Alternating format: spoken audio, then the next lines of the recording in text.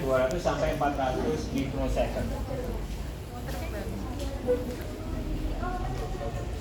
Kita bisa masuk ke elektroterapi, bisa masuk stimulation, bisa all current waveform. Misal all current waveform ya, semua bentuk arus. Maka kita gunakan yang bipasik. Bipasik pulse current. Nah, di sini diberikan nama dagang TENS karena umumnya bipasik pulse current ini digunakan untuk menurunkan nyeri. Tapi bipasik pulse current ini bisa juga untuk mengkontraksikan otot. Kita bisa pilih yang ataukah yang simetris. Karena simetris ini lebih nyaman, tidak menimbulkan tinggi yang besar sebagaimana yang asimetris, maka kita pilih yang simetrikal. Kita bisa pilih channel yang kita gunakan. Nah, ini simetris, bipasik. Waktunya bisa menyesuaikan dengan program yang diberikan, bisa 10 menit. Fase durasinya ini defaultnya 100 mikrosecond karena digunakan untuk TENS tadi ya, untuk nama dagang TENS. Kalau nama dagang NMES umumnya dia digunakan durasi fase minimal 250, lebih nyaman lagi kalau 350. Lebih nyaman. 400 lebih nyaman lagi. Ya, semakin panjang semakin nyaman. Harusnya bolak-balik bisa 400 mikrosecond. Fase interval kita biarkan saja karena kita bisa menentukan frekuensi. Nah, frekuensi itu apa? Kalau untuk edukasi itu melatih kembali ototnya agar bisa kontraksi full ring dari LGS 0 sampai full ya. Maka kita gunakan frekuensi 30 Hz. 30 atau 25 lebih nyaman. Lebih tidak menimbulkan capek. 30 juga bisa. Kalau di alat portable biasanya disediakan 30 Hz. Kalau untuk stimulasi kontraksi otot untuk melancarkan aliran darah, kita bisa fix kontraksi 1 sampai 5 Hz. Kalau untuk meningkatkan gaya produksi gaya otot, meningkatkan kekuatan otot, maka kita bisa menggunakan 50 sampai 100 Hz. Ya. Jadi ini nyaman dibandingkan Faradik, karena Faradik cuma arusnya searah diputus. Sehingga awal-awal ditemukan elektroterapi itu karakteristiknya pasti arus searah diputus. Akhir-akhir ini mulai digunakan arus bolak-balik diputus karena lebih nyaman. Sehingga kalau dikatakan NMES sama Faradik mana yang lebih modern, NMES lebih modern. Tetapi durasinya sangat pendek. Mau tidak mau kita hanya bisa menstimulasi otot inervatif 50 Hz. Frekuensi modulasi kita biarkan saja. Kemudian set program bisa kita tentukan. Hold time, lamanya kontraksi. Kalau tadi frekuensinya berapa tadi? Frekuensinya 50 Hz, kontraksi tetanik, maka lamanya kontraksi tidak boleh lebih dari 10 detik. Enggak boleh lebih dari 10 detik. Bisa 7, 6, 5, ke bawah 10 detik. Kalau frekuensinya 30 atau 25, misal untuk mengedukasi otot, ya, mengedukasi otot 30 atau 25, maka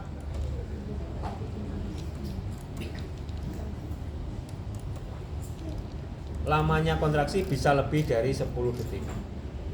Bisa lebih dari 10 detik. Bisa 15 detik. Rem up. Nah, di sini ada rem up ya. Kemarin kita belum membahas rem up. Rem up itu intensitasnya naik pelan-pelan. Misal untuk kontraksi otot dibutuhkan intensitas 5 misal. Maka dia di 50 tapi perlahan, 10 dulu, 15, 20, jadi naik pelan-pelan. Sehingga lebih nyaman lagi. Tidak tiba-tiba 50 mA misal. Rem up ini biasanya lebih cepat ya, dibandingkan rem down. Rem down sebaliknya. Ketika sudah mencapai 50 mA, maka dia tidak tiba-tiba 0 mA, tapi turun pelan-pelan. 50, 45, 40, 35, 30 gitu ya, sampai ke 0. Nah, umumnya rem up ini di setting 1 detik, dan rem down itu 2 kalinya atau 3 kalinya, misal 2 detik. Interval time ini adalah istirahat, tidak ada kontraksi. Itu biasanya 2 kalinya lamanya kontraksi atau hold time. Bisa lebih lama lagi, bisa 2 kalinya bisa 3 kalinya. Kalau 3 kalinya berapa itu? 45 ya, bisa 45 intervalnya bisa. Karena apa? Karena pada otot yang terganggu lama tidak kontraksi, maka keasaman jaringannya cenderung meningkat. Sehingga kalau istirahatnya sama seperti orang sehat, maka keasaman jaringannya akan meningkat terus. Sehingga butuh waktu istirahat yang lebih lama agar keasaman jaringannya bisa dinetralisir, bisa turun. Sehingga istirahatnya bisa 2 sampai 3 kalinya lama waktu kontraksi. Oke, kemudian kita bisa nyalakan untuk suaranya ketika terstimulasi. Oke, sekarang kita coba untuk kita praktekkan.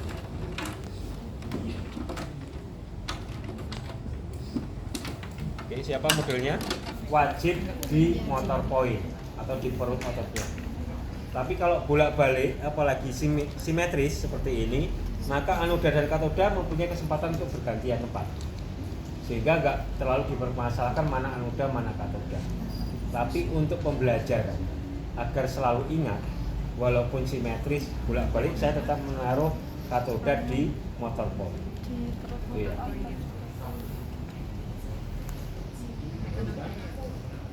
Angkat ke atas. Di bagian lateral. Tulis. Lateral tulis.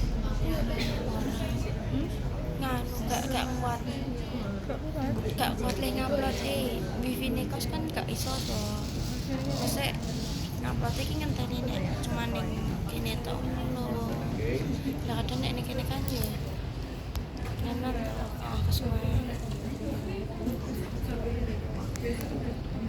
Bisa kita letakkan di atas atau di bawahnya.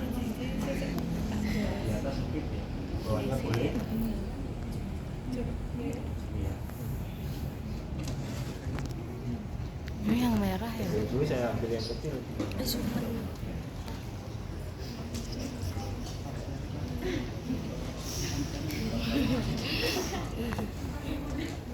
Mandiri rek. Ini tadi frekuensi 30 Hz untuk fungsional. Frekuensi 30 Hz. Edukasi otot. Misal pasien stroke bisa juga, asalkan dia tidak merasa nyeri ya ketika distimulasi. Kalau nyeri nggak boleh.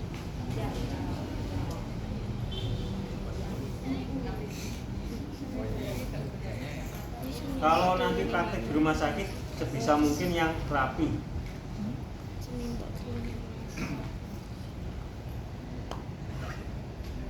Oke, relax saja. Misal pasien stroke, pasien stroke sudah bertahun-tahun, nggak pernah seperti ini, nggak bisa dia seperti ini. Nggak, ototnya posisinya memanjang terus seperti ini. Kalau kita pasif seperti ini, ototnya nggak kontraksi seperti orang sehat. Kalau orang sehat kan masih bisa ada kontraksi ya. Tapi kalau orang yang sudah stroke atau terjadi kelumpuhan pada tibial anterior, ya begini kan ya nggak kontraksi sama sekali. Ini kan udah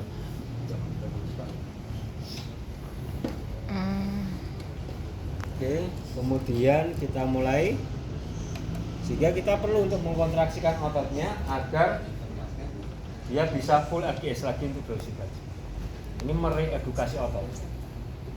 Untuk sampai kontraksi seperti dorsifleksi full itu perlu kekuatan seperti apa? Kita lakukan pembelajaran lagi ke otot. Sehingga ototnya kita suruh untuk kontraksi.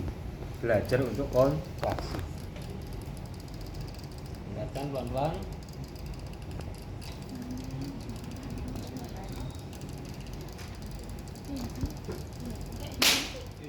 Tuh, mulai.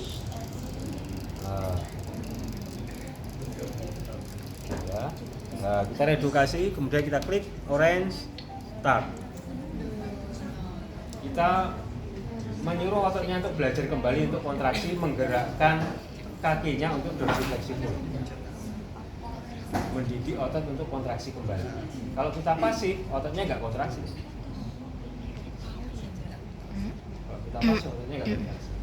Sehingga bagaimana cara mendidik otot agar dia kontraksi lagi untuk menggerakkan ekor dorsifleksi?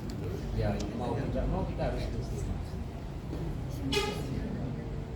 Ini istirahatnya lama ya, 35 detik.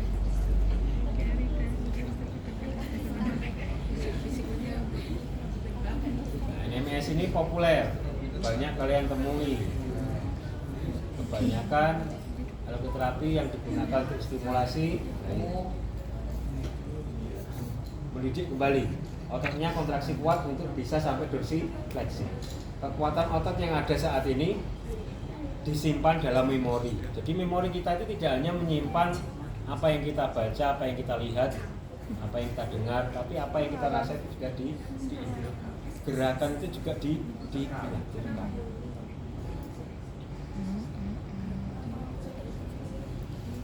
Istirahat. Seperti itu.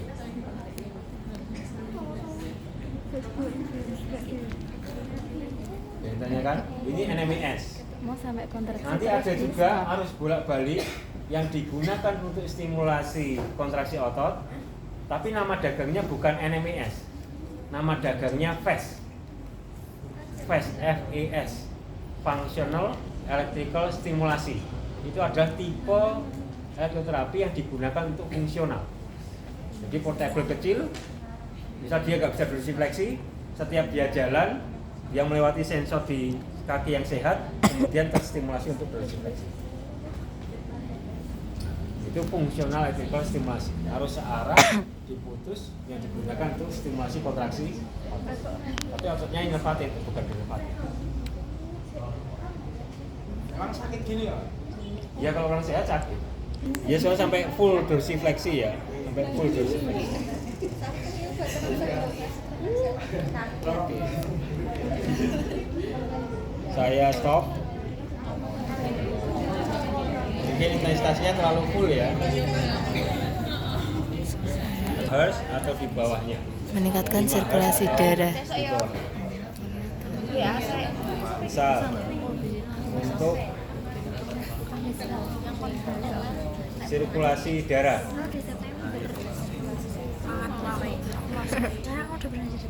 Aku punya depan.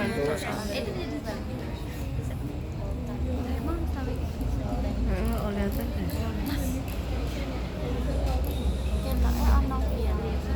Hah? Kelihatan nggak sih? Oke, kita coba. Sekarang untuk yang twitch, kontraksi twitch.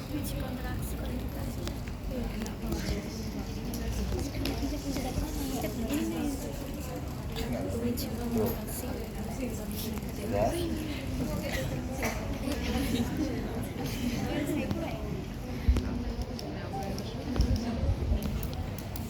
Kontraksi twitch. Istirahatnya selama 15 detik. Kontraksinya berapa tadi? 10 detik, 5 detik.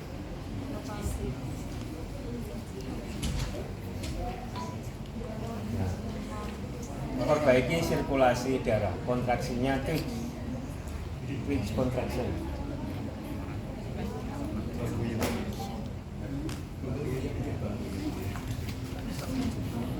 Kalau edukasi otot ya memang dia harus sampai full. Iya, karena ototnya dipaksa untuk kontraksi maksimal. Orangnya normal, secara sensorisnya bisa merasakan.